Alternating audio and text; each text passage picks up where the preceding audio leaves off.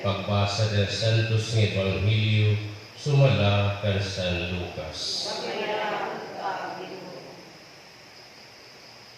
Pagkamakaradlo para iyo mga Pariseo, nahatag kamo sa Diyos ang ikinatulog kabahin ang mga panakot, sugad ang tanglad, kanilya, nga di ba pa ang mga panakot, kundi ibabayan niyo ang kadalungan nga ang pagigugma sa Diyos. Pinahanglan buhaton niyo ini, hinuray pagpasibayan ang iba. Pagkamakaradlo para iyo mga Pariseo, karoyag niyo ang linain ng mga lingkuran ng mga sinaguga, kanang paghatag kay iyo hinkatalahuran ang mga tao dito ang mga tabuan. Pagkamakaradlo para iyo, sugad kamunin mga lugnanan na waray tigaman, na tinatamakan ng mga tao, kay diri man dira maaram. Nasiring nga iyan usahan mga magturutuhan balaod. Magturutdo o nasiring kay ni ipapakaluhan imo kami. Binaton ni Jesus, pagkamakaradlo para iliwat ng mga magturutduhan balaod. Ipapabukatan niyo ang mga tao, in mga magpuri nga daradon, kung diri nga ni kamo na bulig, bisan niyo tudlohin pag-alsa ang daradon. Ang Ebanghelyo ang Ginoo.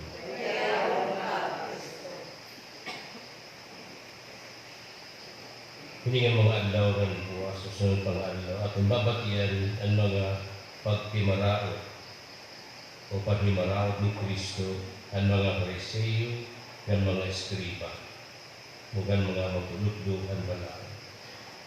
Dili tungod kay maraot ang ibubuhat, kundi tungod kay pinta mga salingkapaw. Katulad mo salingkapaw, hypocrites o hypocrisy. Kaya itong pagkasalingkapaw, itong kadiri pagkatugma, itong aton pulong, itong aton buhat. Kung pagkatag natin yung preferensya, kung ano itong nabi nga masayon para aton, kaya para itong iba, tatali ay mabuhat na puro aton. Tali na natin ginpasong Ebanghelyo, kasi rin Jesus sa niyo itong mga Pariseo, kamakahadlo para iyo, nahatag ka mo, ikanapulong nga bahin, 10%. Bisa niyo tanon, ang lahat kanilya, iwa pangapanako. Pero ano man, inyang lintan niyo ang kadalungan ng pagigugma sa Diyos. Ito na importante.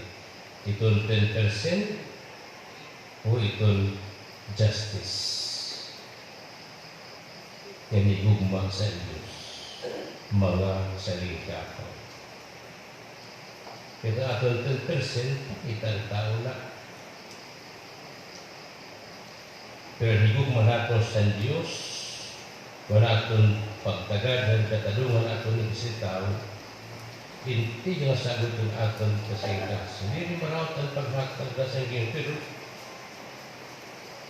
ayaw niyo pasibay ang lagi kay nang nanon niya mga buruhatan. Makaradlo para yung mga Pariseo. Pero yung nilin mga ilanain yung mga lingkuran na sinaguga na pagtagad ng muhing katalahuran. Pero rin mga umaarang tumahog di kasi tao. And yet you want to be respected by others. Oray hindi yung pagtagad kung kahintay ito di kasi tao. Oray hindi baruhin pagigugma ano yung kasi tao. And yet you want to be respected. In pagkamaradlo para iyo. Suwad ka mga lugnanan ng waray tigaman na tinatamakan mga tao kadiri mahira maaraw. Ano itong lugnanan? Pag-usal ka pinintaran itong sulod-tulan. We become whitewash tomb.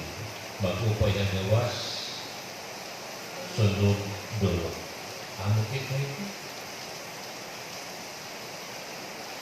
Ano silin? Itatanding ka ikaw, hinbayabas na ito, mahamis ang pali, uluron ang sulod.